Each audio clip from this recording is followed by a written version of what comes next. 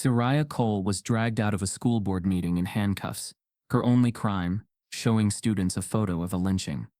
The crowd watched in silence, cameras recording, no one stepping forward. Teaching hate, the officer muttered as he tightened the cuffs. But what Zariah revealed next would make headlines worldwide. Because the man in that photo was the mayor's father. Before we deep dive into this interesting story, subscribe to our channel and tell us where are you watching from. Share in the comments below. The train car had been there longer than most folks in Rivington. Sun-scorched, rusted at the seams, and coughed into disrepair by decades of southern rain. It sat idle on a forgotten stretch of track like an old man too proud to die. Most folks passed it without thought, a relic of segregation-era America that once hauled black laborers to cotton fields and prison yards. Now it was little more than a broken monument no one wanted to touch. Until Zariah Cole arrived. She came on a Tuesday dragging behind her a dented suitcase and a rolled-up sleeping mat.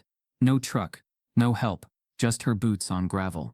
Head held high beneath a faded green head wrap that didn't so much signal fashion as it did purpose. Her skin, a warm obsidian, seemed to pull sunlight toward her like gravity. The town, mostly white and tightly wound, noticed immediately. The first to speak was old Mrs. Hargrove, at the bakery counter. "Did you see her?" she whispered to the clerk, glancing out the window. "That woman's moving into the train car." The clerk blinked. "You serious? She's out there with tools. Like she owned the damn thing." The rumor ignited like summer brush fire. Within hours, Facebook posts popped up. "Strangers squatting in the old car. Y'all see this woman out on Hollow Bend? Someone call code enforcement." By nightfall, her name was whispered like a warning in barbershops and backyard barbecues. Zariah Cole didn't flinch. The next morning, she climbed onto the old car's steps, unlatched the bolted door, and stepped inside as if it had been waiting for her. She didn't speak to anyone. Not yet. Instead, she started cleaning. The car was a mess of spider webs, rust flakes, and rotted wood panels. But Zariah moved through it like a woman on a mission. She swept out years of filth with nothing but a push broom and patience, her long arms tracing arcs of purpose through stale air. Locals slowed their cars to watch. Some sneered. Others just shook their heads. "She must be on drugs," one man said at the diner. "Ain't nobody sane choosing to live in that hellhole." "Maybe she's some kinda activist," another replied. "Here to make a fuss." By the end of the week, the town had settled on a label. Crazy. Crazy and black. Which for some in Rivington was twice the threat. But Zariah kept working. She repaired the cracked windows with salvaged glass and sealant. She lined the floor with thick planks she scavenged from a torn-down barn. She planted wildflowers along the track, like a border between what had been and what could be. The train car groaned in resistance, but it surrendered slowly. Under her care, the old steel beast began to breathe again. Nobody could understand why. Why here? Why that train car? Why her? Nobody asked. They assumed. Because Zariah was black, she had to be angry. Because she chose rust over rent, she had to be broken. Because she worked in silence, they called it arrogance. None of them saw the pain behind her posture, or the fire behind her quiet. None of them knew about the letter she'd found in her brother's jacket after his death. How it spoke of this very town, this very train car, and a childhood dream he never got to chase. Zariah had come not to escape, but to finish what he couldn't. Still, the town watched her with growing suspicion. A child skated past the car one afternoon and shouted, "Hey lady, you a ghost or something?" His friends laughed. Zariah simply smiled and waved. By day 8, someone left a torn Bible page on her steps. The passage was underlined, "Beware of strangers bearing false doctrine." On day 10, the sheriff himself drove by in a slow crawl, making sure she saw him. She did. She didn't wave. Inside the car, Zariah installed a small solar panel and began stringing lights. She painted one of the interior walls with thick strokes of purple and gold, a mosaic of hands reaching through bars, faces crying upward, black bodies painted like constellations. She slept on a cot, ate from canned goods, and wrote at night by candlelight. No one had dared come close.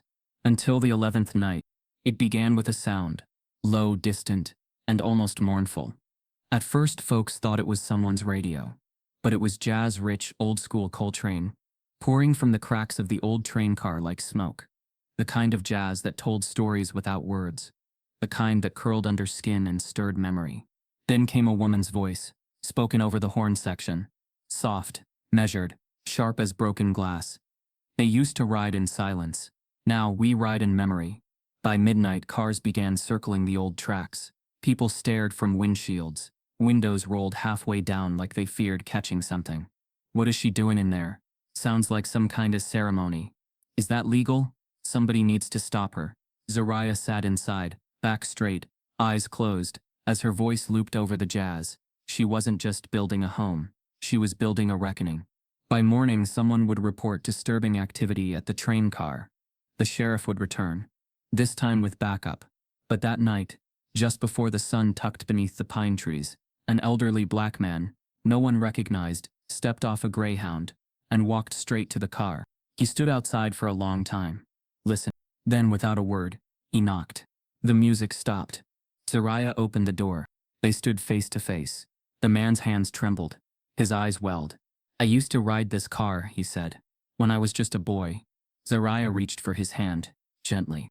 Then it's time we let it speak, she whispered. From the bushes, a hidden phone recorded it all. By dawn, the footage would flood TikTok. The comment sections would roar with support and hatred. And Rivington would never again be a town that lived quietly with its past. That night, a flash of movement is caught on the train car's camera. A shadow, then, a whisper near the door. And finally, a match struck in the dark. The morning after, Zariah Cole heard the whispering shadow at the train car door. She rose before dawn. Her was stirring with purpose, rather than fear. Though sleep had eluded her, she poured steaming mint tea in a chipped enamel cup, listening to the creak of rails and the weightless hum of cicadas, while the town of Rivington awoke to a new target. Social media exploded before breakfast, posts calling her mental health into question, accusing her of hallucinations, of choosing decrepit metal over human dignity, of disrupting the peace of a town that felt safe until she arrived. She moved into a rust bucket and thinks she's Moses, wrote one user. We were fine before she came, added another. By midday, the smear campaign had spilled into real life. Mail she ordered vanished. Packages that did arrive were torn open or tampered with. At the lone general store, conversations halted as she entered, as if her presence erased language. Yet Zariah refused to respond. She had a memory stronger than their whispers. Her grandmother's voice from Georgia echoed in her mind. Don't you let they whispers bend your spine, baby. Stand tall. Let them strain their necks, looking up at you. Her spine had bent once before, when her younger brother Malcolm was killed by a white police officer during a routine traffic stop in Chicago 3 years earlier. An officer's claim that he reached suddenly for something boiling away once the coroner's report revealed he was unarmed, only reaching for his wallet. His death at 22 rippled. Protest, trial, mistrial, outrage, then silence, and so Zariah fled the city's noise, carrying the weight of his absence and the letter he'd written about trains and memory. And a car just like this. She pinned that letter above her cot in the car like scripture. So she began to transform the train car outside. She painted a deep maroon base layer, and stenciled silhouettes of black bodies breaking free mid-flight. Calling it flight at night, she wired solar panels so distant townspeople could spot the glow, long after she slept. Inside she built a grief wall, black-painted wood boards, listing names in chalk: Trayvon, Tamir, Brianna, Sandra, George and Malcolm at the center. She lined shelves with banned books, obscure histories, autobiographies of civil rights heroes, modern fiction in Southern dialect, books that made people uncomfortable. Town whispers intensified. She talks to walls, muttered a mailman. She tries making folks feel guilty for things that never happened here, said another. School board members demanded review of her influence on their youth. Church leaders prayed publicly for her soul. A drone hovered outside her window one night, vanishing before she could react. Still she painted. Still she wired. Still she built. Finally came her masterpiece, a mural of Emmett Till at 14, eyes soft but fierce. Mississippi landscape behind him warped in surreal blues and reds. Ghostly crowd outlines behind, titled The Boy Who Stayed. She worked in silence for 5 days, then lit a candle before it and prayed for clarity, not peace. At dawn she stepped outside barefoot and froze across Till's face in bold red spray paint. Red. Go home. The words cut through the art like an open wound. dripping with contempt and cowardice. Zariah's hands clenched to steady her, tears held back by discipline rather than denial.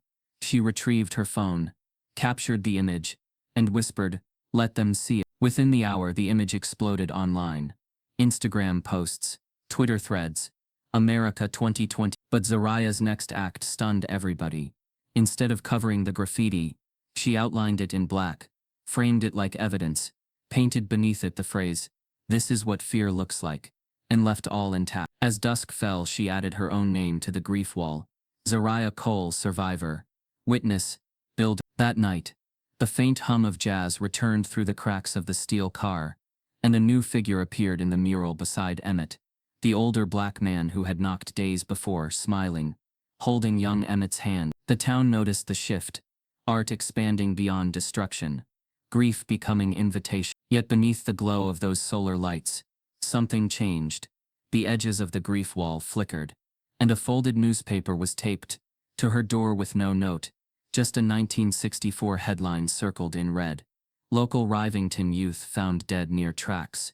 No arrests made. Written underneath in the same red, "Some ghosts don't like company." The defaced mural still pulsed with silent weight on the side of the train car, framed by Zariah's defiant brushstrokes. The phrase "go home" sat like a scar that refused to scab over, reminding anyone who passed what hate looked like when it left fingerprints. Zariah didn't cover it. She refused. It was part of the story now. But in the heart of Rivington, not everyone wanted that story to be told, let alone seen. At Galloway's Grocery, a narrow-aisled local store where time stood still and the jars of molasses collected more dust than customers, the whispers started turning sharper. In line at the register, behind stacked cans and awkward silences, they said her name like it tasted sour. "I heard she's a protester. Moved here to start trouble," murmured a gray-haired man in overalls, voice low but just loud enough. "Trouble always follows folks like her," replied another woman, arms crossed, eyeing a box of cereal like it offended her. And it wasn't just elderly gossip anymore. Younger mothers in yoga pants clutched their purses tighter when Zariah walked past, pretending not to see her but talking just loud enough that she couldn't ignore. "Doesn't she work with kids? I don't want mine anywhere near that boxcar thing. I heard she brings them books about race. She's turning them against their own country." Zariah didn't flinch. She'd walk through the store with poise, pushing a squeaky cart, selecting her items, honey, rice, coconut oil, while keeping her eyes steady and mouth silent. But behind her calm was a furnace. She'd faced louder storms before, but there was something quieter and more dangerous about Rivington's hate. It wasn't shouted from bullhorns or screamed from the steps of government buildings. It was baked into cornbread smiles and politely worded threats. It was the kind that wore church dresses and pearl earrings. One particularly sharp attack came from a woman named Madison Crane, head of the local PTA, head cheerleader in high school 20 years ago, and head of every passive-aggressive campaign the town had seen since. She posted on Facebook a photo of her son walking near the train car and wrote, "We have to protect our children. What is happening inside that place is not education, it's indoctrination." The comments came fast. "This is going too far. She's a menace. Someone needs to call child services. What if she's a predator?" That post hit 5,000 shares by nightfall. Zariah saw it. She read every word. And still, she didn't stop. On Thursday evening, the train car glowed like a lantern. Inside, chairs were arranged in a wide circle.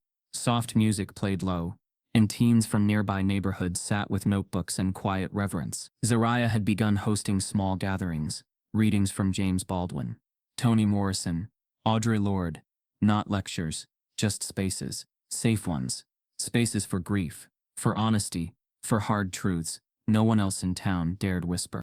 That night's session was titled, "The Burden of Being Seen." Sometimes they don't have to say the words. Zariah said gently, her voice catching like a hook on cloth. "You feel it. In the checkout line, in the way they watch you, in what they don't say when they should."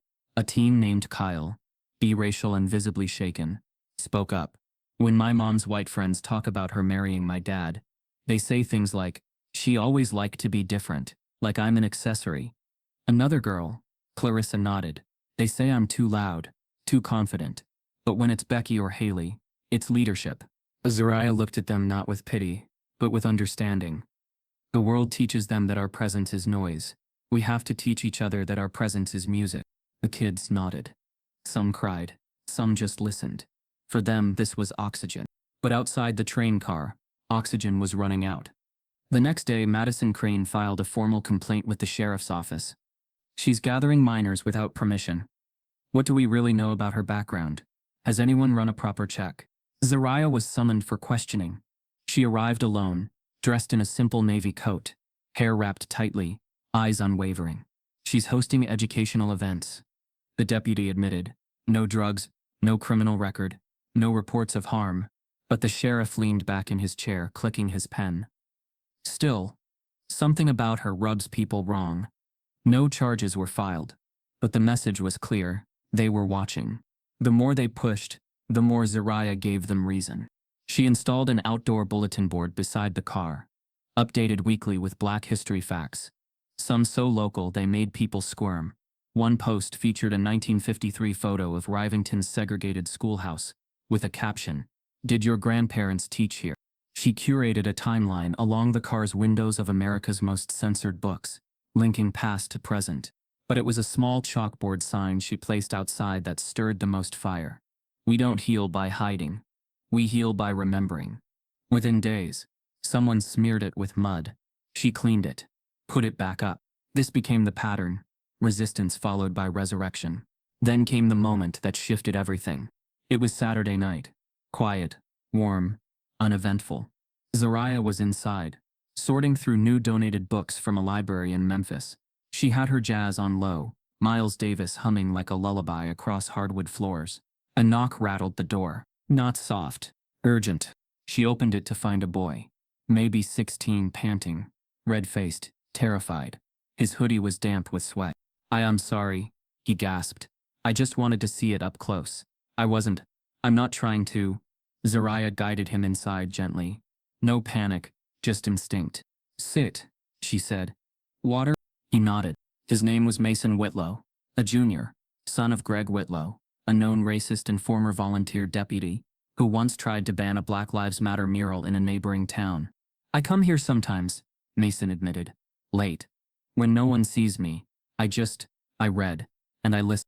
Zariah studied him, sensing both truth and fear in equal measure. "I can't ask you to stay if you're hiding who you are," she said softly. "But I can offer you one moment of honesty, right now." Mason stared at her for a long second. "When I was 10, I found my dad's Klan robe. My mom told me it was just old history. But I knew what it meant." Silence stretched like a tightrope. "I hate what he believes," he whispered. "But I'm scared of him." Before Zariah could respond, headlights flooded through the train car window. A pickup screeched to a stop outside. Mason bolted upright. "It's him." The voice outside confirmed it. Loud, angry, familiar. "Mason!" The door handle jiggled. "Get out of there right now." Zariah stepped outside. Greg Whitlow's face was red with rage. His fist pounded the steel. "You have my son in there," he shouted. "You brainwashing him now?" Zariah didn't move. She didn't flinch. "He came here on his own," she said. "He's not in danger." "You're damn right he's in danger. You think this is a school? This is poison. You're turning kids against their own blood." "Maybe he came here to learn truth his blood never taught him," she replied. Greg's eyes narrowed. "I'm calling the sheriff. You're going down for this. I'll have you arrested for hell. I'll find something." Mason stepped outside behind her, trembling. "I'm not a prisoner, Dad." Greg pointed at Zariah. "You think you're some kind of prophet? This town ain't yours. You don't belong here. We're taking this up legally." Zariah didn't argue. She just stared. "I've heard that before," she said. "From men who were scared their own sons might grow up to think differently." Greg revved his truck. "This ain't over." He peeled off, gravel spitting behind him. That night, Mason left quietly. No words. Just a look that said more than fear. It said awakening. Zariah stood at the train car door, staring into the dark. Her hands were steady, but her chest felt heavy. She knew what was coming. She just didn't expect it to come this fast. The following morning, a uniformed officer arrived with an official notice. Zariah was being served with a civil complaint, accusations of child endangerment, operating without a permit, and hosting unauthorized gatherings. On the second page, stamped in bold, "The property known as the train car may be subject to immediate seizure pending investigation." Zariah read it twice. Then once more. Her breath caught. And across town, Madison Crane posted a single sentence on Facebook. One down. The rest will follow. Night settled over the train car like a slow exhale, thick, settled, and unrelenting. From inside, Zariah Cole stood pressed against a cracked window, her fingers trembling as she stared into the inky darkness beyond. The murals she'd lovingly painted glowed faintly under the pale moonlight, filtered through broken windows, their vibrant stories of courage and grief flickering amid the shadows. She'd fallen asleep hunched over a tray of watercolors and journals, drafts for her next exhibit, when the distant smell of smoke seeped under the door, pricking at the back of her throat. By the time the flames licked the rusted metal siding, Zariah was wide awake. The hiss of ignition was sudden, sharp, as though someone had thrown fire at the world in contempt. She fled out the narrow door, heart pounding a furious rhythm, only to see the night erupt in orange and yellow, cheap accelerant burning with ferocity at the train car's base. Heat radiated into the sky, and smoke curled upward, suffocating the constellation. Zariah's voice cracked against the roar. No, this was my home. Her knees buckled as she screamed at an empty sky, flames licking outward. She wanted to rush in, but fear froze her. Fear not of death, but of the meaning behind it. She stumbled to the nearest neighbor's house, banging on doors, panicked, her eyes brimming with tears that glowed in the firelight. They called the fire department. No one touched her. A few townspeople watched in silent horror, some with eyes that danced with glee. One whispered, "Crazy woman," and her crazy train car. When the firefighters finally came, they doused the blaze with routine precision. The flames died with a hiss, leaving blackened metal and blistered paint in their wake. Zariah's chest felt hollow as she stared at the ruin.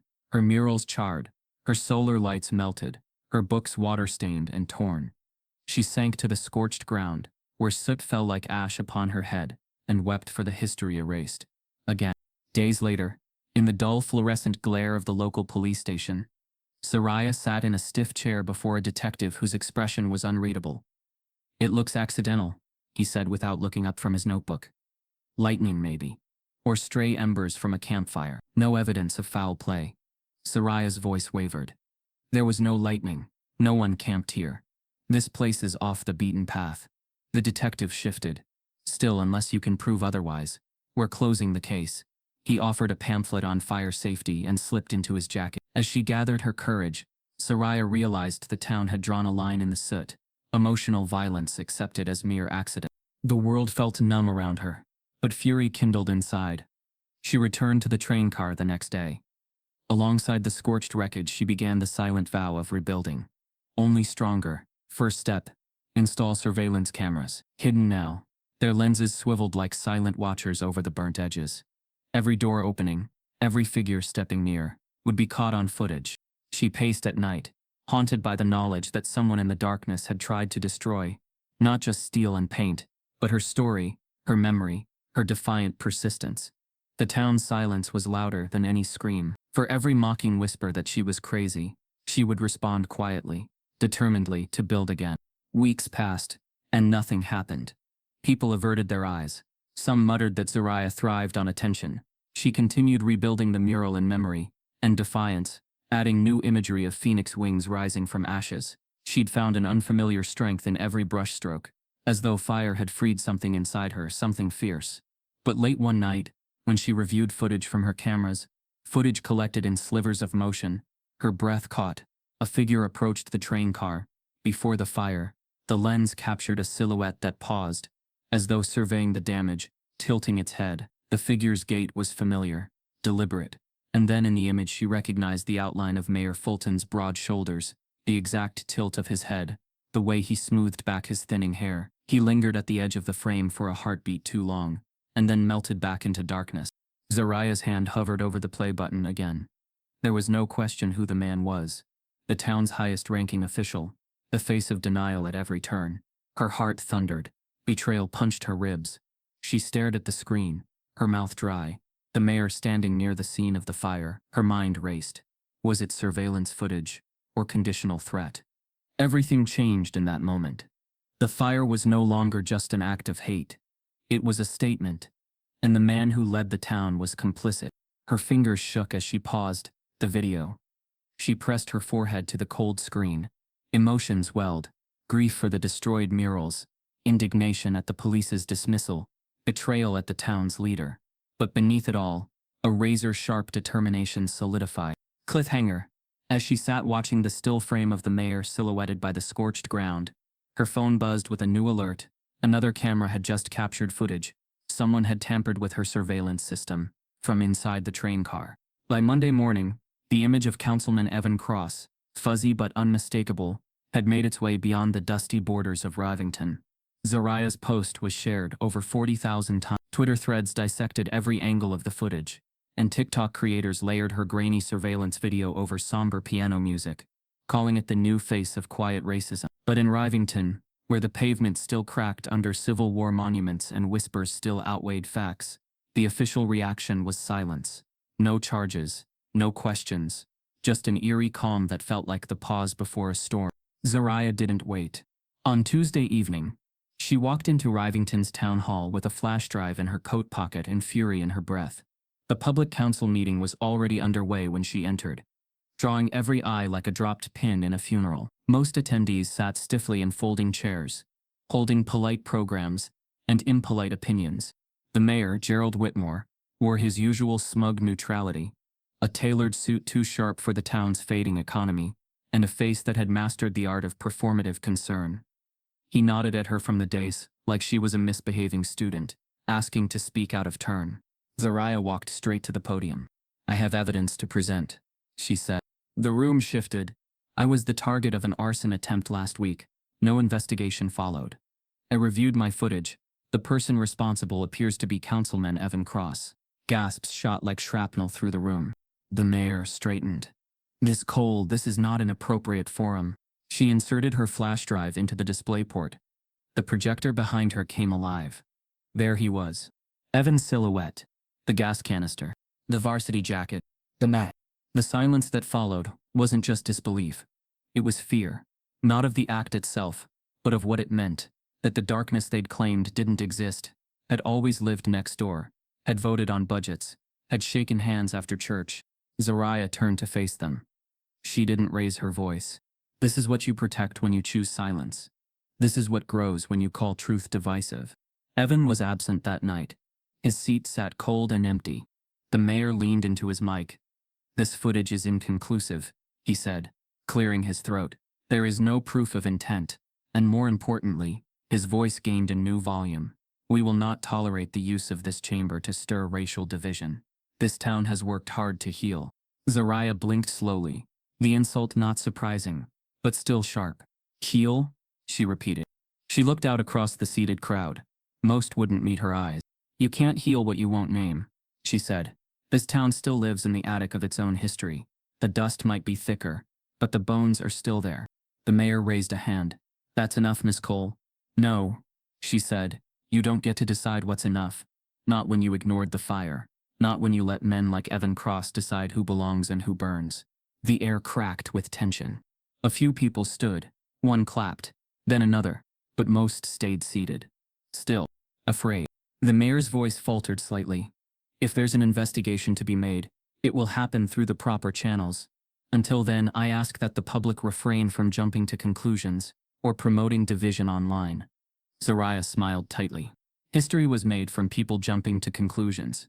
It's your comfort that prefers they sit quietly." She left the flash drive on the podium and walked out. Outside, reporters from the local station waited. They'd heard about the footage, but hadn't expected her to go public. Zariah gave a short statement. "I don't want an apology. I want truth. This isn't just about me. It's about what you allow when you keep pretending racism is extinct just because you can't see the fire." The footage went viral overnight, but not because of the councilman. It was Zariah's poise, her refusal to be erased, her audacity in a room full of power that cracked something open. Clips of her speech flooded social feeds. The train car truth began trending. The next morning, the story was picked up by a national outlet, the Baltimore Herald, known for deep investigative pieces on racial justice.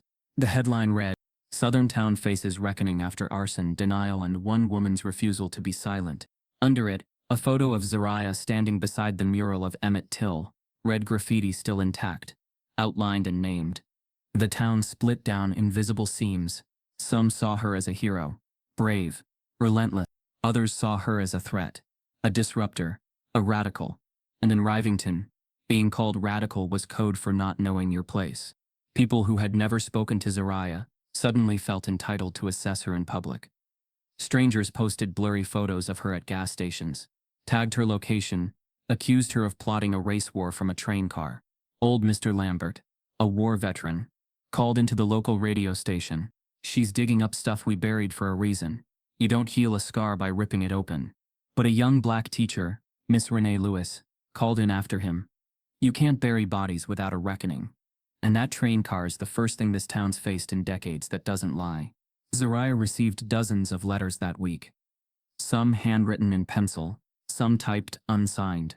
Most were kind. Some were terrifying. One said, "You want a war? Careful what you start." Another simply read, "You'll never turn this place into a shrine for your pain."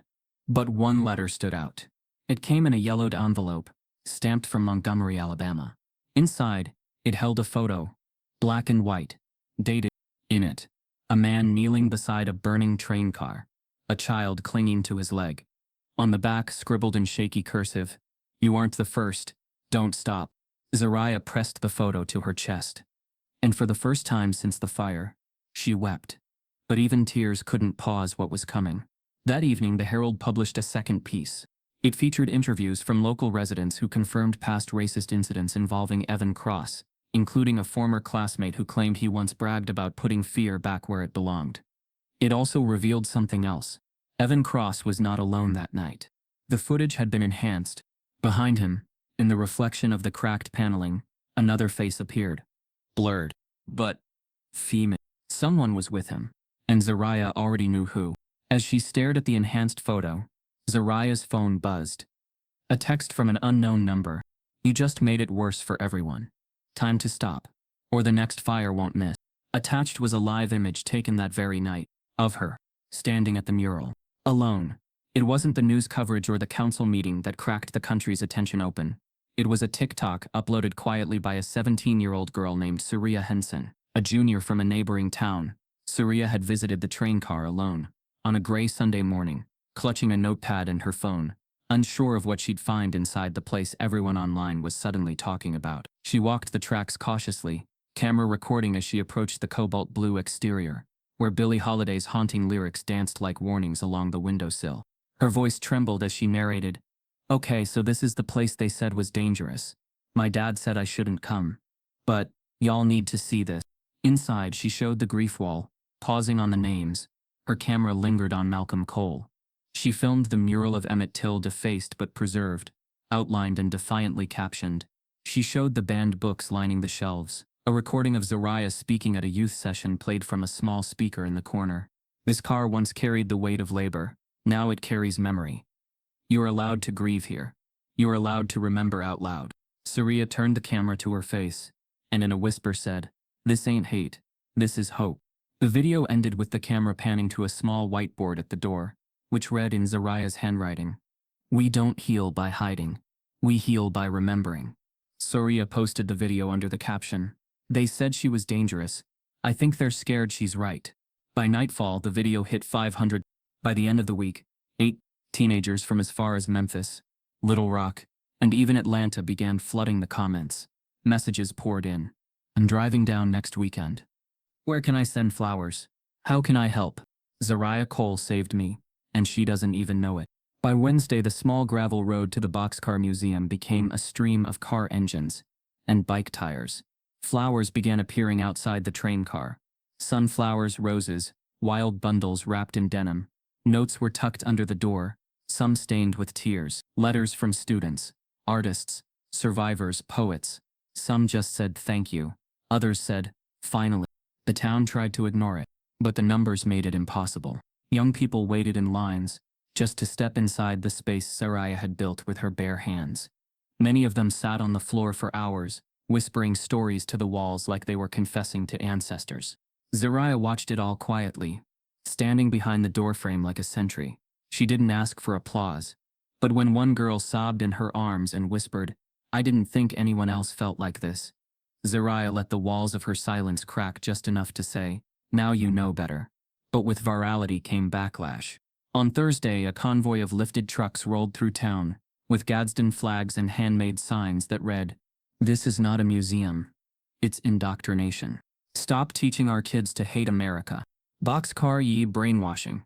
Conservative pundits on YouTube took turns roasting Zariah's story as liberal propaganda wrapped in victimhood, calling the train car a symbol of reverse racism and a cultural poison site. One particularly venomous personality referred to her as a racial arsonist masquerading as a healer. The next morning, protesters set up camp at the edge of her property. They stayed just far enough not to trespass, but close enough to be heard. Zariah opened her door and stared them down every morning like she was clocking in for work. She didn't argue. She turned up the jazz. She added more names to the grief wall. And she taught more kids about how memory, when preserved, becomes resistance. But even resistance needs resources. Between the repairs from the fire, the influx of visitors, and rising tension, the strain began to show.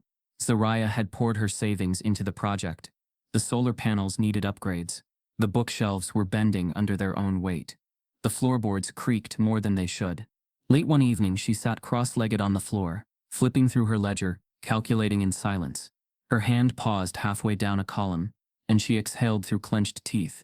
It wasn't just that she was running out of money. It was that the movement was growing beyond what she could support alone. That's when the email arrived. Subject: funding offer. Read carefully. The sender: a private foundation known for social impact grants. Anonymous by design. Their representative offered not just a donation, but full funding. A complete restoration of the train car. Expansion. Staffing. Protection. Even a touring version.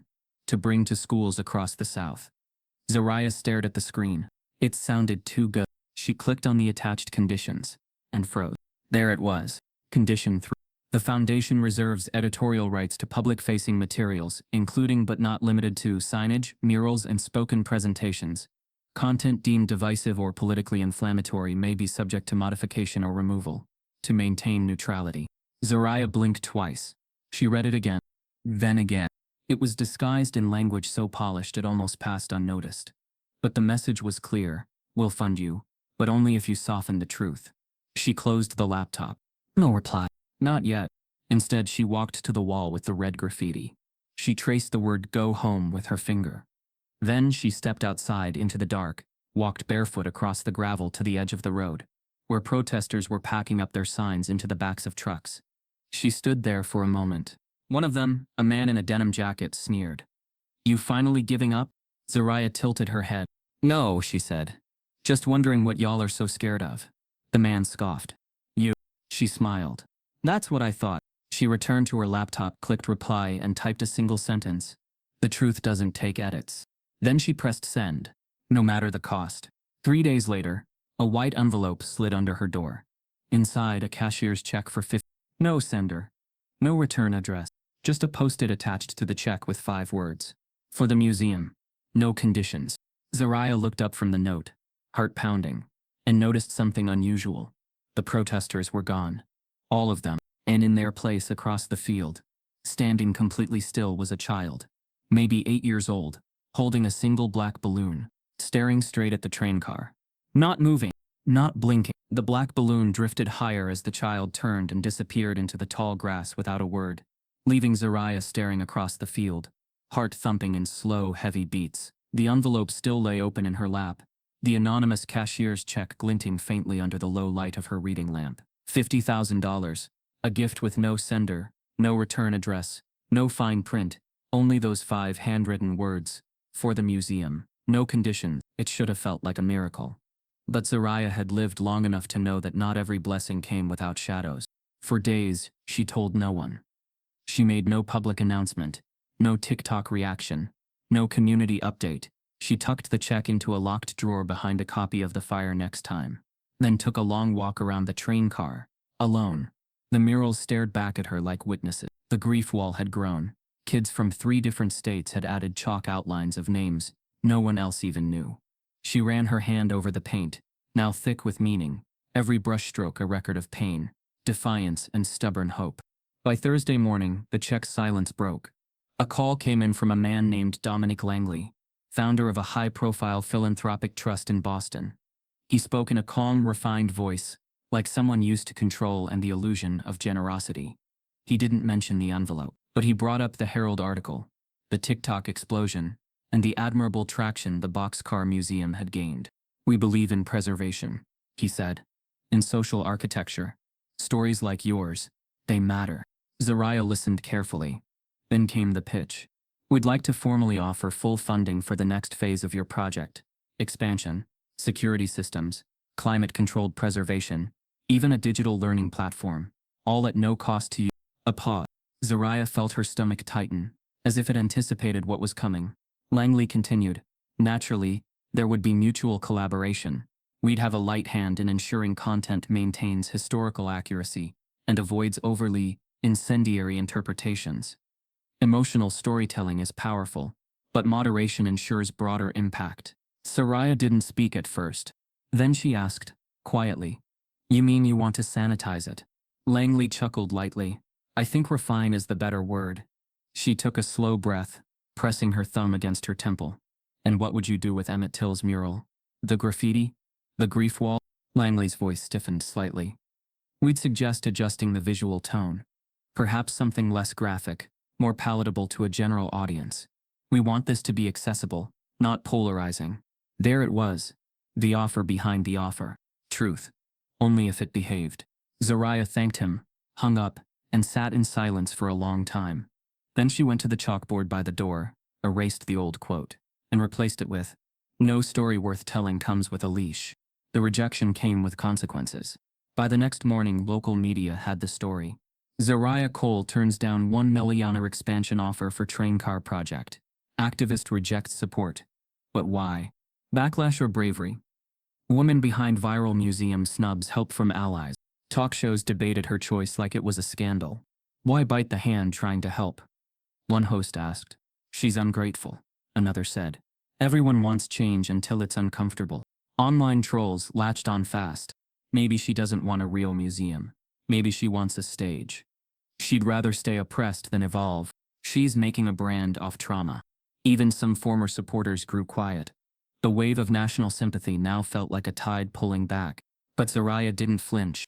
She met with the teens anyway, read from Langston Hughes anyway. Painted, taught, stood firm anyway. Until the night the train car bled. It was raining hard that evening, fat southern drops slamming against steel like drumbeats. Zariah had spent most of the night restoring the mural edges, adding new flicks of yellow and coral to the hands painted across the roofline. She fell asleep in the reading corner, curled up beside the tiny oil lamp she used during storms. She didn't hear the latch click. She only woke when the wind felt wrong. The door was ajar. She sat up slowly, blinked into the dark. Something was off. She turned on the lamp, and the gasp caught in her throat before sound could escape. The grief wall was destroyed, names wiped off, chalk smeared, wood panels broken off their hinges. Books were scattered, their spines torn, pages ripped and trampled. The mural of Emmett Till slashed through with a box cutter, deep gouges carved into the paint, like someone had tried to erase the boy's face with violence alone. The shelves were overturned, candles smashed, letters from children shredded into confetti. The Billie Holiday lyrics were painted over in black spray. Just one phrase remained, slashed across the door in red. "We warned you." Zariah stood frozen in the middle of the chaos, her breath stuck in her chest, her knees buckled slowly, not from fear but from something deeper. Grief, that relentless heavy kind that makes silence ring. She didn't scream, she didn't cry, not yet. Instead she walked to the camera in the corner, ripped from its mount, wires dangling, lens shattered. Whoever did this knew what they were doing. Morning came. She called no one, but word spread fast. A neighbor posted a blurry photo, train car trashed, anyone know what happened? The comments split like oil and water. Finally someone took care of that mess. "That's terrorism. She asked for it. She's stronger than all of you." They always destroy what they don't understand. When reporters arrived by noon, she met them barefoot in the rain. "This wasn't just a break-in," she said, voice steady. "This was an erasure attempt." They asked who she thought did it. "I don't need names," she replied. "I've met the mindset. I've smelled it in grocery aisles. I've heard it in donation conditions. I've seen it behind fake smiles. And now it has paint on its hands." A week later she stood in the train car, half of it gutted, half of it reborn, and began rebuilding. The teens returned, So did Saria Henson, the TikTok girl. They swept, painted, reshelved what books they could save. Together they created a new mural, a phoenix made of ash and protest signs. Under it a quote from Zariah herself. You can burn the building, you can erase the names. But the grief remembers. Still, questions lingered. Who sent the check? Who painted the threat? Who gutted the heart of the museum? And who was next? Late that night, as Zariah sat updating her backup files on her laptop, an email alert pinged. Subject, we're not finished. Attached a short video, black and white, grainy. It showed a man inside the train car, the night of the attack. He wasn't masked. He wasn't alone. Behind him stood Madison Crane. Again. But this time she wasn't just watching. She was pointing, directing. There was a sourness to the morning after. Not the kind that lingered in air, but in memory. Zariah sat cross-legged on the warped floorboards of the train car, staring at the footprints smeared across a shattered copy of the Souls of Black Folk. Her hands were covered in dust and ash, her fingernails blackened by soot, but her eyes remained dry, locked open in a state of steel-hard refusal. The devastation was everywhere. Slashed murals, twisted bookshelves, singed corners and gaping holes where healing used to live. But Zariah didn't crumble. Not this time. Because grief, when repeated, begins to calcify into resolve. She rose slowly, dusted off the ashes from her lap, and reached for the brush, her weapon of choice. Even when the world preferred fire. She dipped it in a can of salvaged paint, a new color she'd mixed the night before, deep plum with flecks of copper. It was bold. Unapologetic, a color meant to provoke. By midday, her first stroke cut across the wall like a scar. Intentional, honest, human. Then came the second. Then the third. The grief wall would return. But it would speak louder now. The next morning, a noise stirred her from sleep. Not the sound of destruction, but shovels, scraping. She opened the door of the train car and blinked against the early light. Across the yard, 4 strangers, young, tired, and muddy, were clearing debris. They didn't introduce themselves, just nodded. One handed her a broom. We saw the video, a girl said, breathless. We came from Jackson. Soon after, others followed. A couple from Montgomery drove in with fresh cans of paint. 2 college students from Baton Rouge brought salvaged books. A retired black librarian named Esther delivered a trunk of rare documents, including a signed letter by Fannie Lou Hamer. They kept arriving. Quietly. Consistently. Some drove 10 hours just to spend an afternoon hammering, cleaning, or simply sitting with Zariah in silence. None asked for recognition. Most just whispered some version of the same sentence. Thank you for not giving up. And still the locals stood on porches and watched. Watched as outsiders came and did what they wouldn't. Watched as the museum resurrected itself without apology. Watched as truth refused to die. On the 4th day of rebuilding, Zariah unveiled a new exhibit. It didn't focus on Emmett Till or Trayvon Martin. This one was about Rivington, specifically its hidden past. She hung up a sepia photo of the original colored-only water fountain outside what used to be the First Town Bank. She displayed a roster of black sharecroppers whose land had been seized by the county between night. Then came the records. Quiet, dusty ledgers, borrowed from Esther's library trunk. They listed names, arrest dates, sentences for petty crimes, names that repeated again and again: loitering, vagrancy, reckless gazing at a white woman. Those ledgers told the truth no one had dared speak aloud. She placed them in a glass case. Labeled it, "The Justice We Weren't Given." Zariah stood back, arms folded, heart thudding. She wasn't just building a museum anymore. She was digging up the bones. That night, she returned to her cot, exhausted but whole. She opened her laptop to find hundreds of new messages. Some beautiful, some vile, some terrifying. She read one from a mother in Tulsa, who wrote, "My daughter said she wants to build a boxcar too. You've started something." Zariah exhaled. The weight of it all pressed on her back like a familiar shadow. But this time it felt like he was carrying it with others. She slept dreamless. Until the knock. 3 soft raps. Barely there. She opened the door slowly and found no one. Just a plain manila envelope. Resting like a dare. There was no name. No stamp. No return address. Just a smudge on the top flap. Fingerprint-shaped. She took it inside, her hand suddenly cold. Carefully, she opened it. Inside was a single black and white photo, aged and curling at the corners. A crowd. Rope. A tree. At the center, a man hanging. Limp. Lifeless. A black man. Below him, a group of white faces. Some smiling. Some smoking. Some bored. Zariah felt her throat tighten. She turned the photo over. In faded ink, one word was scrawled. Rivington, 1964. Nothing more. No explanation. No context.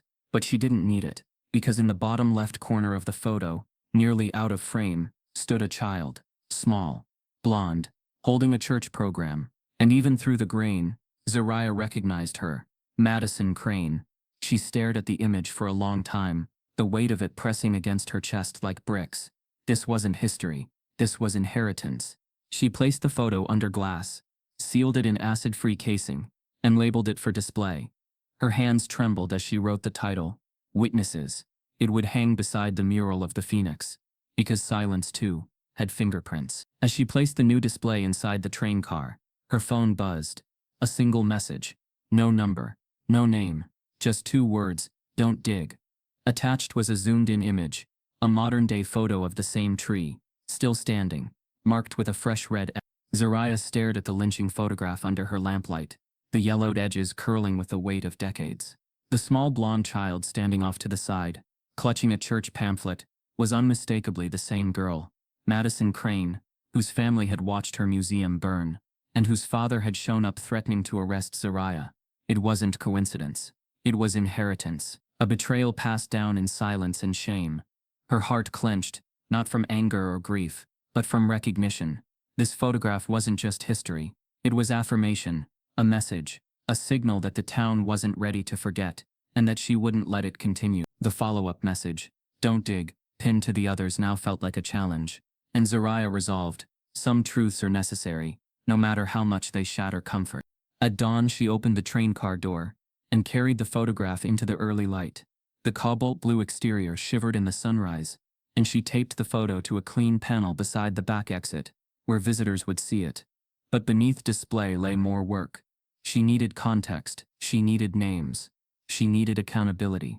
So she set off for the county archives. In aged filing cabinets, she hunted for death notices, council minutes, zoning records, county budgets, the minutiae of civic life that buried revelations. Newspapers from the 60s hadn't reported the lynching. Only a 3-line filler in the Gazette on July 22, 1964. Local disruption handled quietly. How quiet indeed. Repression in 4 words.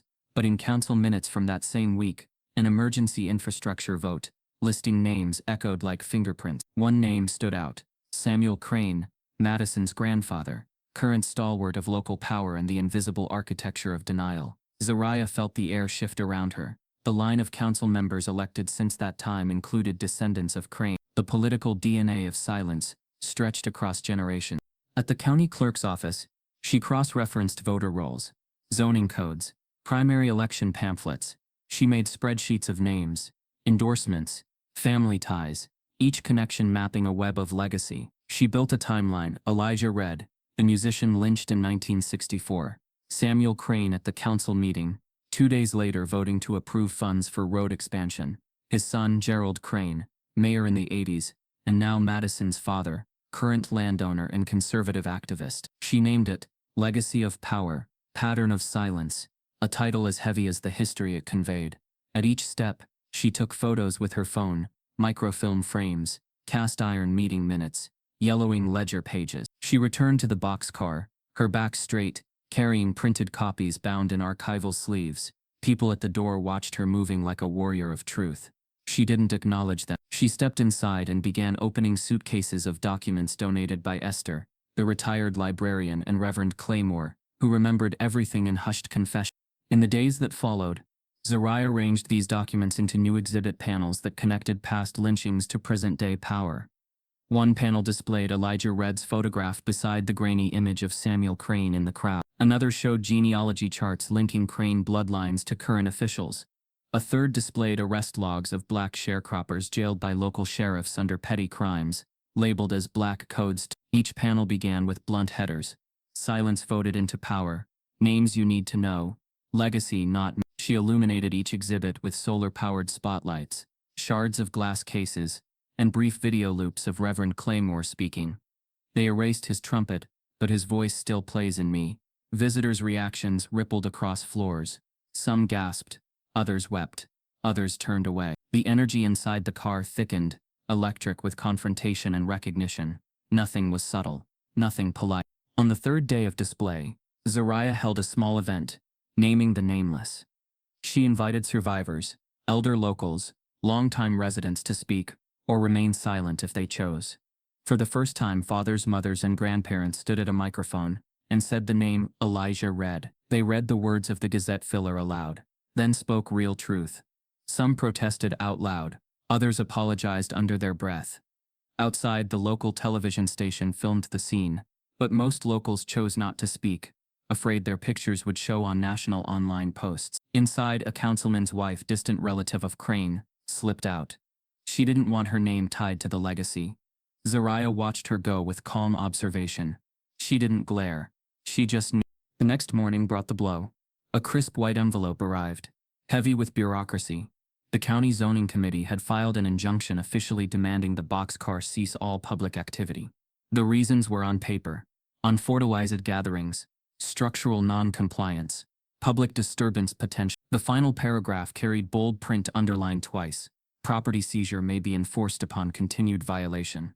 They framed it as a safety concern, a letter of peace masquerading as punishment. Zariah's chest tightened, not from fear of losing her museum, but from the realization that resistance now wore official seals. This wasn't rage. This was strategy, silencing through legality. That evening, as she gathered the teens inside the restored side of the boxcar, she read the injunction aloud. Her voice didn't waver. She folded the paper and tucked it into a display cabinet labeled, "This town tried to bury itself." Then she spoke, not with call to arms fury, but with quiet tide-breaking clarity. They've tried silence. They've tried fire. Now they're trying filings and fake permits. She looked each youth in the eye, but real memory doesn't fit paperwork. Real grief doesn't yield to zoning codes. Applause greeted her words, but the air was heavier than before. They understood. The reckoning had escalated beyond art to a form of civic battle. That night, Zariah sat at her desk among the grief wall and the new generations of exhibit materials, opening a fresh legal packet.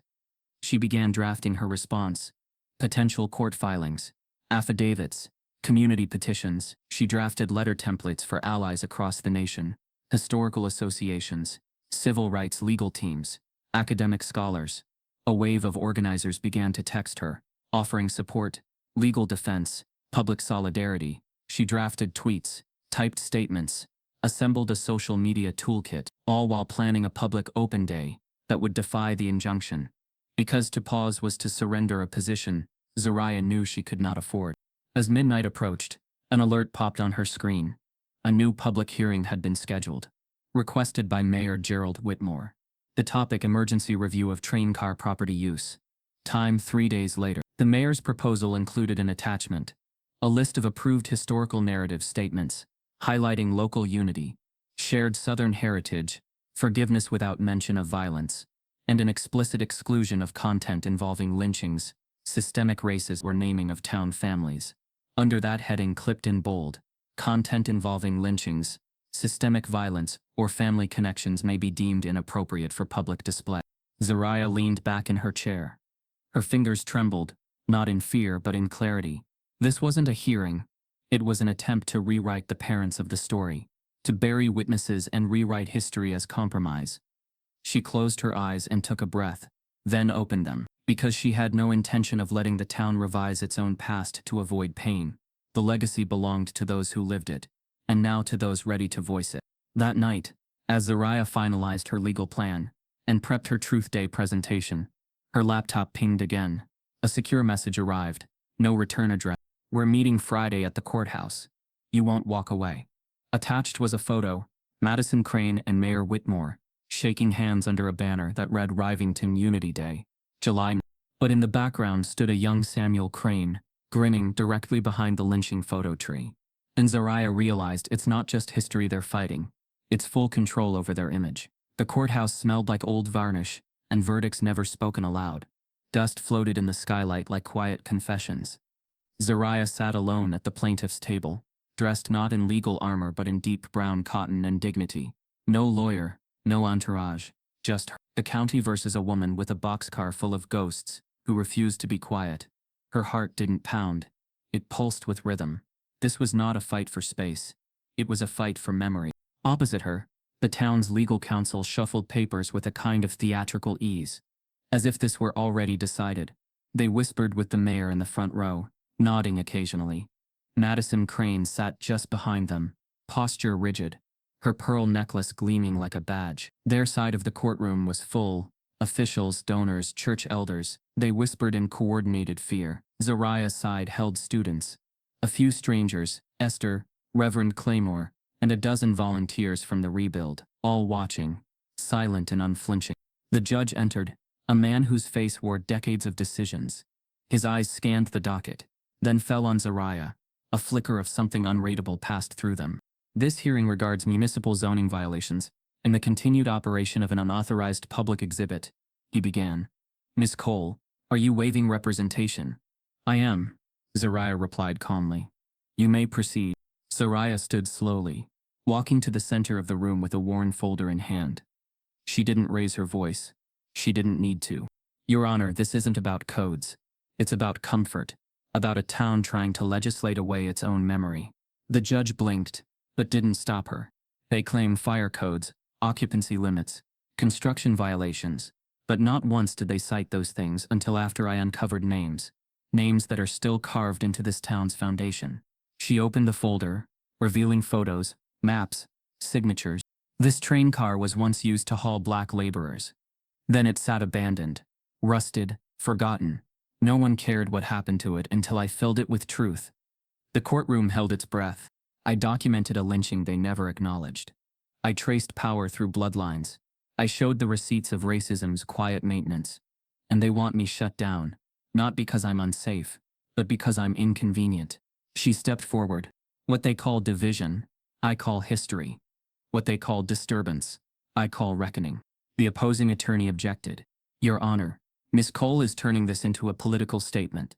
The judge waved him off. I'll allow it. Zariah continued, her tone sharpening just slightly. Every generation is handed two things, silence and stories. I chose stories, and I refused to let silence win. She returned to her seat without drama. The room remained silent for several long seconds. Then the judge leaned forward. I've reviewed the evidence. It's clear the property in question violates several technical codes. However, he paused, the selective enforcement of those codes, especially in light of public interest and documented bias, concerns me. He looked at Zariah again. I'm ruling in Ms. Cole's favor. A ripple of gasps and murmurs followed. The judge raised a hand. But Miss Cole, he added, more sternly, you would do well to avoid antagonizing this community further. Healing requires cooperation. Zariah's lips pressed into a tight line. She nodded, though inside the word antagonizing burned, because only in places of deep denial does truth feel like attack. Outside the courthouse, reporters swarmed. Students hugged her. Volunteers wept. One woman in a power suit, unfamiliar and sharp-eyed, approached with a card. Miss Cole, she said, I'm with the Union for Civic Memory. We followed your case. Zariah studied her cautiously. We want to support your exhibit, not just keep it alive, but take it on tour, across the South, schools, colleges, community centers. Zariah didn't respond immediately. Let's talk, the woman added. There's something you've built that shouldn't stay behind county lines. Zariah took the card. Her hand shook, not from fear, from the magnitude of what was next. That night she returned to the train car, exhausted but awake. On the floor among the chalk dust and photo prints was a small envelope. No name.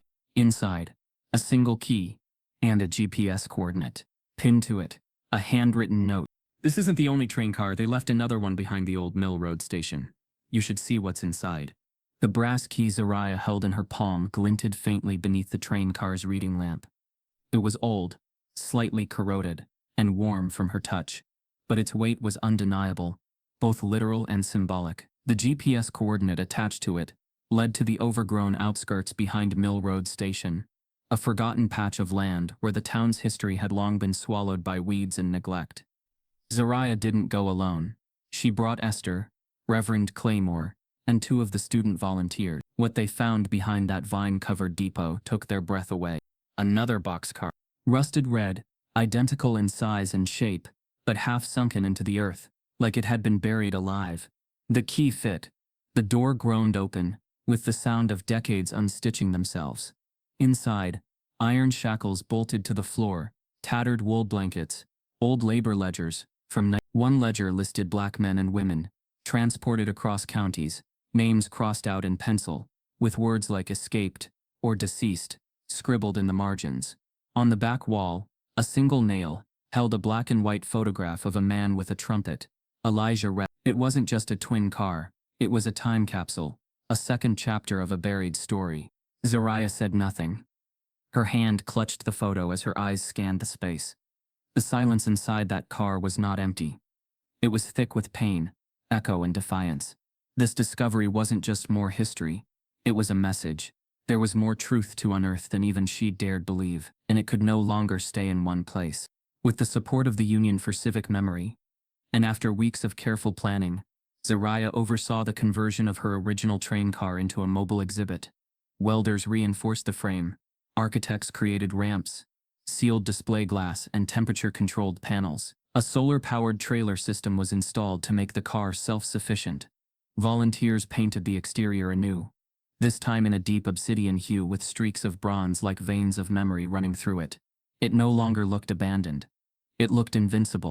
They called it the Boxcar Truth Project. Its first stop was Jackson, then Birmingham, then Atlanta. In each city, the car opened its doors like a time machine and welcomed the curious, the grieving, the furious, and the awakened. Kids stepped inside and stared at the grief wall, some silently mouthing names they recognized. Teachers cried at the documents, ledgers, photos, the mural of Emmett Till, still framed by the defaced red scrawl, "Go home." No one forgot it, and Zariah never erased it. In Birmingham, an elderly woman in a lilac shawl paused at the trumpet photo and whispered, "That's my cousin. They said he just left town. We never knew." In Atlanta, a 13-year-old boy knelt before the grief wall, pulled a marker from his pocket, and shakily added a name. His older brother killed during a traffic stop in 20. The dates were different, but the story wasn't. Teachers asked to book the exhibit for entire semester. Students sent poems. Parents who once thought racism was a distant memory left in tears, holding their children tighter. Everywhere the boxcar went, it didn't just teach, it witnessed. Zariah rarely gave long speeches. Instead, she stood near the entrance and welcomed each person inside with calm gravity. "This isn't a museum," she would say. "This is memory made visible. Step carefully. Some of it still breathes." Back in Rivington, the reaction was split. Some town members took a strange pride in the attention. Local diners started offering boxcar blend coffee. A bookstore stocked a small table of civil rights memoirs under a chalk sign that read, "Inspired by one of our own." The Rivington Gazette ran a headline, "Train car from Rivington inspires thousands." But under the surface, resentment bubbled. At PTA meetings and church potlucks, the conversation turned cold. "She's making a spectacle of us," some muttered. Others questioned whether the story had been exaggerated. Madison Crane, standing before her congregation one Sunday, never mentioned Zariah's name, but her meaning was unmistakable. There are those who exploit history to elevate themselves, not to heal. Not all grief is sacred. Some of it is performed. Zariah read the transcript of that sermon, clipped from a church bulletin someone anonymously mailed to her. She smiled, because they didn't understand. This wasn't about her. It never was. In early March, she received an official invitation to speak at the Capitol in Washington, D.C., the national commemoration for Civil Rights Memory Week.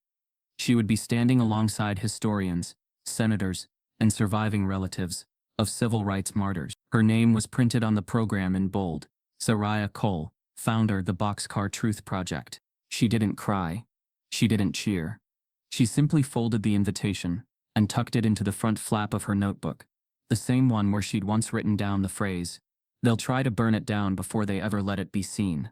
The night before her flight, she stood alone in the train car, now parked outside a church in Nashville, doing her final walkthrough. The lights were dimmed to low amber. The grief wall shimmered with chalk dust. The new additions from the Mill Road discovery were set carefully in their cases. She bent to fix a crooked photo frame when something caught her eye. A manila envelope slid beneath the door.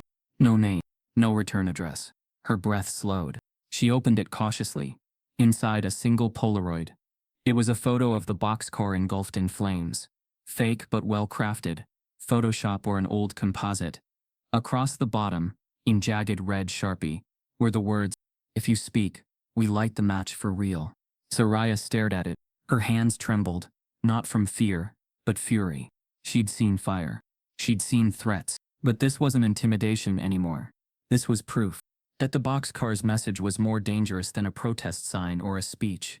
Because it made people feel something they didn't want to admit. Complicity.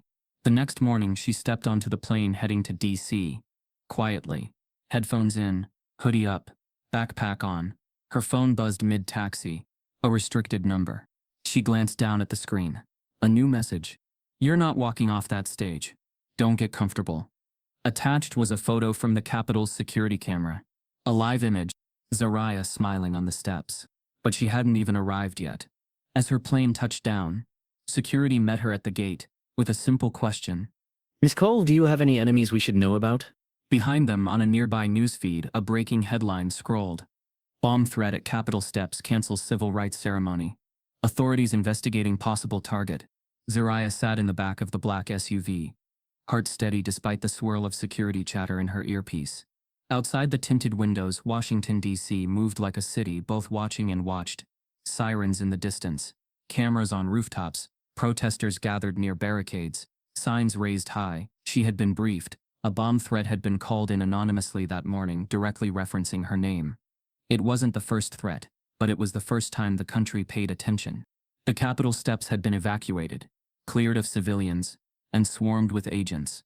But even under that pressure, even amid cancellation rumors and whispered suggestions that she deliver her remarks virtually, Zariah stood firm.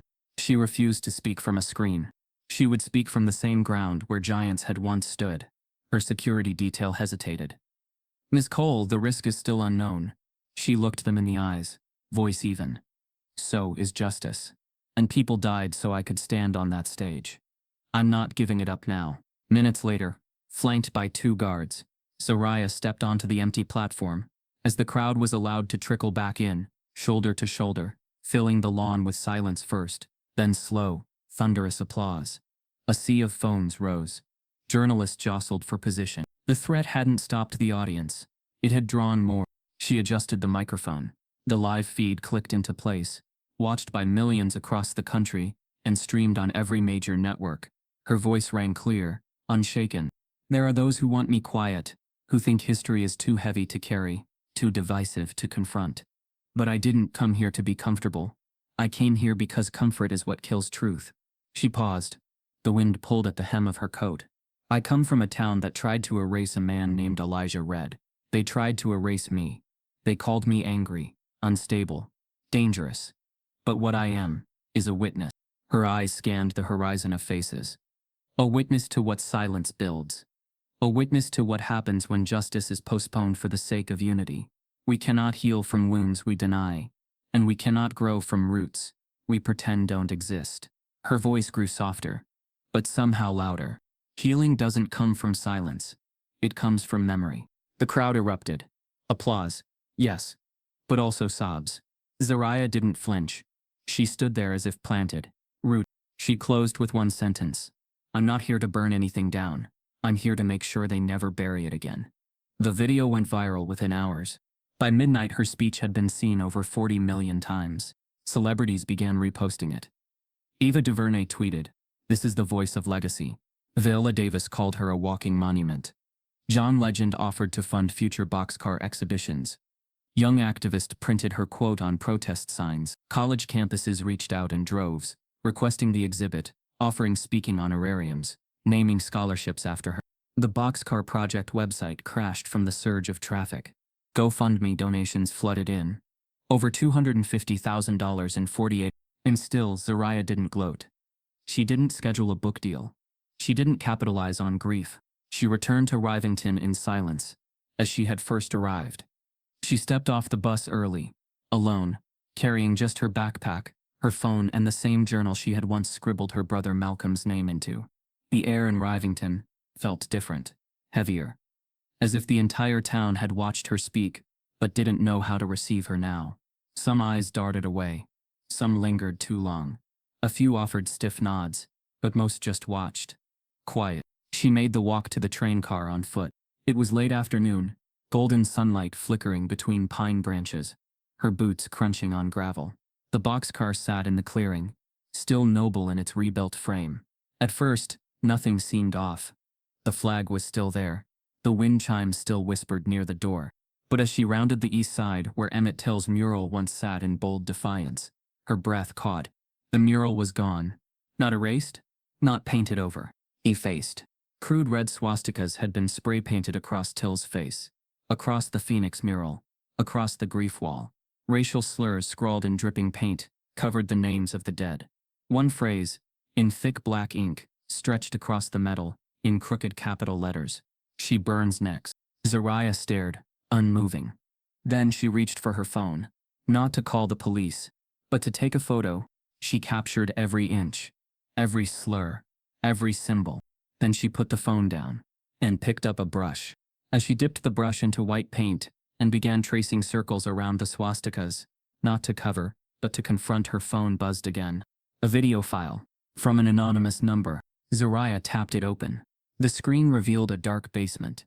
Inside, 5 teenagers, white masked, standing in front of a wall with her photo pinned to it. One stepped forward, voice disguised, holding a burning match. "You think the Capitol was your moment? We're just getting started. This town belongs to us." Then he dropped the match, and the screen went black. The video of the masked teens went viral within hours. First on Twitter, then TikTok, then CNN. It was Zariah's face pinned to the wall that made it real. The burning match that made it terrifying. The voice saying, "This town belongs to us," that made it historical. Within a day, news vans lined the roads outside Rivington. Their cables stretched like veins toward the heart of the controversy, the boxcar. Commentators dissected every frame of the video, slow-motioning the dropped match, analyzing the room, debating whether the threats could be considered domestic terrorism. But Zariah didn't watch the news. She had too much to paint. For nearly 7 hours she worked in silence, under a sky bruised with dusk, repainting the grief wall stroke by stroke. She didn't cover the swastikas. Instead, she boxed them in white and labeled each one with words like repetition, fear, inheritance. She turned the symbols of hate into exhibits themselves. Visitors arrived in a slow stream, some curious, others broken. A young white mother pushed her toddler in a stroller and cried quietly as she laid wildflowers at the base of the mural. An elderly man who'd never spoken to Zariah before helped her repaint Emmett Till's eyes. And something strange happened. People began to show up. Not to gawk, not to threaten, but to help. Locals. Quiet ones. Ones who had once crossed the street when they saw her coming. A teen who had once shared a racist meme about the boxcar knelt beside her with a bucket of paint and said, "I didn't get it before. I'm sorry." Another woman arrived with her church group, not to convert her but to scrub the slurs off the wood panels. They didn't ask for cameras. They didn't bring signs. Just scrub brushes, gloves, and the weight of quiet shame, finally shaken off. The transformation unfolded slowly, but visibly. Zariah allowed them in, not to absolve, but to participate. She made no speeches, only nodded, occasionally whispered instructions. This wasn't her apology to accept. It was theirs to live into. Meanwhile, national attention surged. The New York Times ran a Sunday feature, From Rust to Reckoning, How One Black Woman Transformed a Town's Past. MSNBC aired a special report called Boxcar Justice. Commentators called Zariah a model for restorative activism. "She doesn't just resist," one anchor said. "She repurposes hate into history." Zariah didn't bask in it.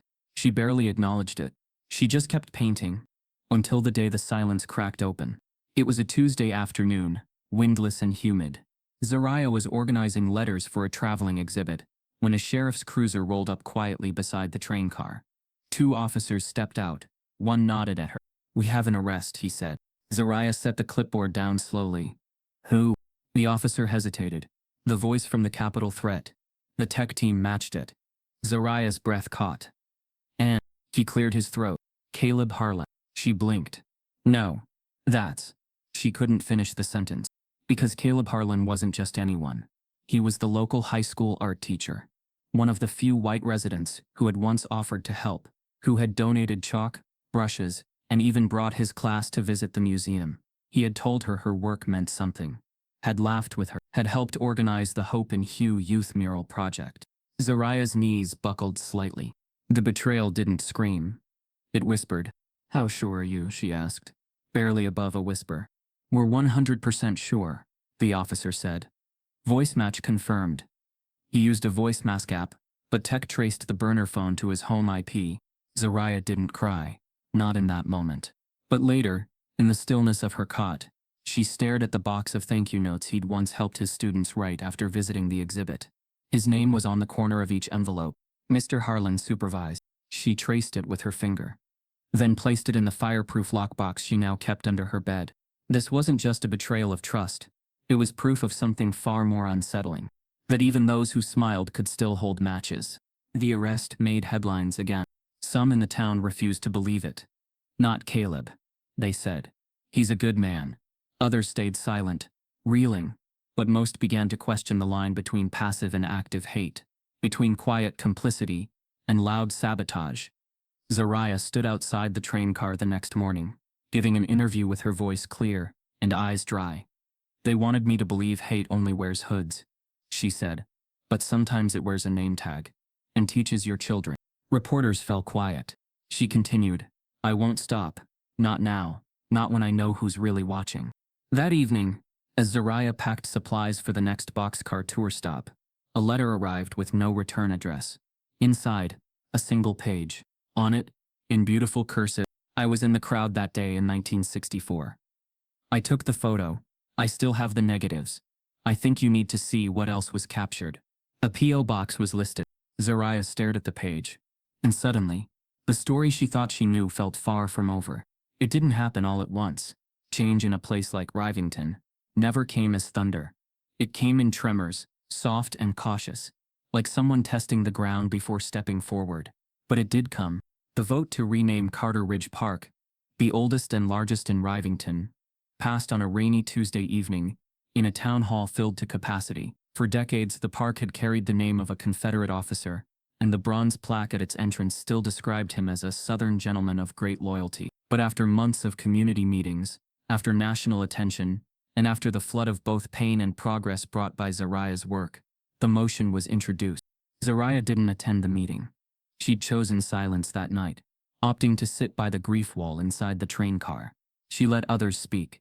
It wasn't her story to claim. It was the town's decision to make. But when the final vote came in, 5-2 in favor, she was flooded with something unfamiliar. Not vindication, not pride, but stillness. The kind of stillness that only comes when something long denied is finally acknowledged. The new name? Elijah Red Memorial Park. It was the first time the town had publicly honored his name. The dedication ceremony happened a week later. A gospel choir sang softly as the new plaque was unveiled.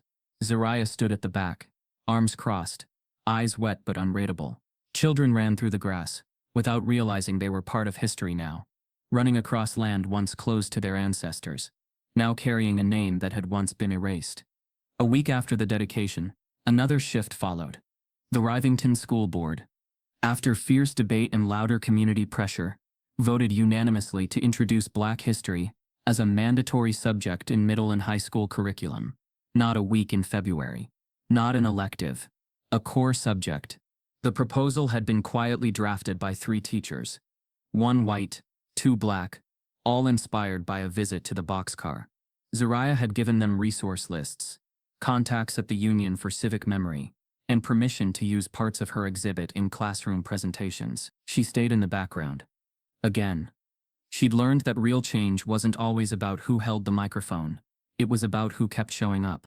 Local parents, once skeptical, began to soften. One father who had spoken against her at a town forum later stopped her outside the grocery store and said, without eye contact, "My daughter asked me who Emmett Till was. I couldn't answer, but she could." Zariah nodded. That was enough. Then came the boxcar's rebirth. Now repainted, refortified, and rich with additions. New panels, new stories, even a digital archive station. The Boxcar for the Broken opened not as a mobile exhibit, but as a permanent cultural institution, a center for truth, memory, and generational reckoning. It sat on newly protected land, now under historical preservation status. Just beyond the edge of town, opening day arrived with a sunrise that painted the sky a deep orange, as if even the heavens had decided to warm the moment. Visitors lined the path. Some brought flowers, others brought journals, many brought nothing but eyes wide enough to hold the weight of what they were about to see. A group of high school students from a neighboring county arrived in matching t-shirts that read, "We carry their names." Reverend Claymore, now older and slower, blessed the entrance with a simple prayer, "May we always remember, even when forgetting is easier." Zariah, wearing a black blouse and a subtle silver pin shaped like a boxcar, stood in front of the entrance. She didn't make a speech. She didn't want to. She simply unlocked the doors and stepped aside, letting the crowd enter. Inside, Elijah Red's trumpet had been restored, donated by a surviving relative who'd found it in an attic in Mississippi. The mural of Emmett Till was more vivid than ever. The photo that started it all, the lynching scene, now hung in a back chamber, behind velvet ropes with context written in 6 languages. And beside it, a small plaque. "We show this not for shock, but for truth, because silence cannot be the price of peace." People moved through the car slowly, some crying, others holding hands. Then came the moment no one expected. Toward the end of the day, as the last of the visitors trickled in, an elderly white woman approached the grief wall alone. Her hair was curled tight, her dress floral and dated. She walked with a cane, steps deliberate, face unreadable. Zariah noticed her immediately. There was something in her stillness that cut through the room. The woman stared at the mural of the lynching photo for a long time. Too long. Zariah approached her cautiously. "Are you all right, ma'am?" she asked softly. The woman didn't respond at first. Then, in a voice barely above a whisper, she said, "I've seen that photo before." Zariah tilted her head. "Most people haven't." The woman's eyes glistened. "Because it was taken in my backyard." Zariah's breath stilled. The woman turned slightly toward her and added, "It was my father in that photo." The room hushed. Zariah looked at her. Stunned. She couldn't speak. Because in that moment, the past wasn't history anymore. It was living flesh, breathing shame, and unexpected courage wrapped in wrinkled hands. The woman pulled a folded envelope from her purse and handed it to Zariah. Inside were 4 more photographs, unpublished, unseen, and on the back of each, handwritten names. Names of men no one had ever been willing to admit were there that day. Until now. The envelope trembled in Zariah's hands. The photographs inside weren't blurry. They weren't distant or abstract. They were sharp, stunningly clear, painfully human. Each frame captured faces, frozen mid-action.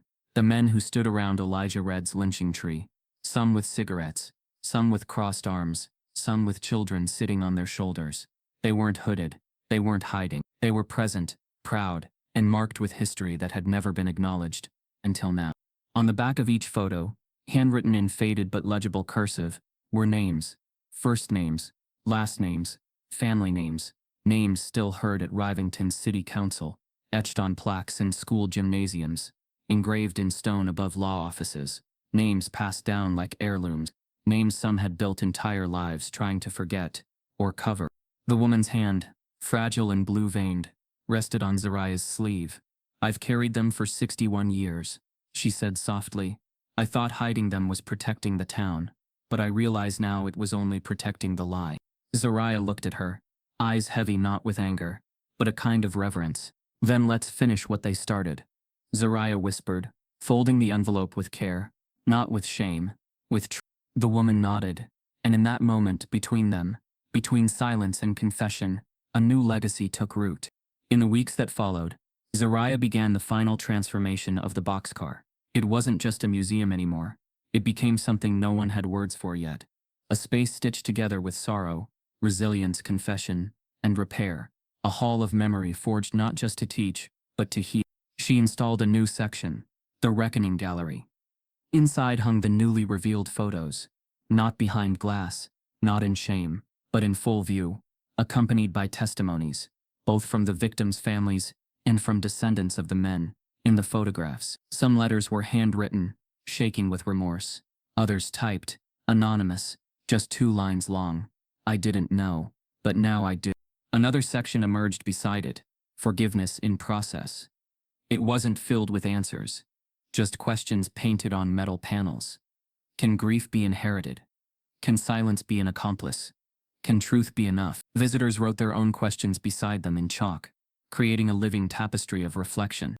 The boxcar's floor, once rough and rusted, was now polished, engraved with quotes from visitors, activists, survivors, and carved into the entry archway was Zariah's core belief. History doesn't haunt us. Silence does. The train car stood not just as a relic, but as a living testament, a fusion of grief, truth, and reconciliation, bound together by steel and sweat. From the momentum of the boxcar, Zariah launched a foundation, Steel Truth Collective. Its mission was simple but radical, helping communities across the country reclaim neglected spaces to build truth-telling memorials. Abandoned buildings, forgotten parks, decommissioned police precincts, old churches, each one a possible vessel. She partnered with teachers, faith leaders, artists, and formerly incarcerated organizers.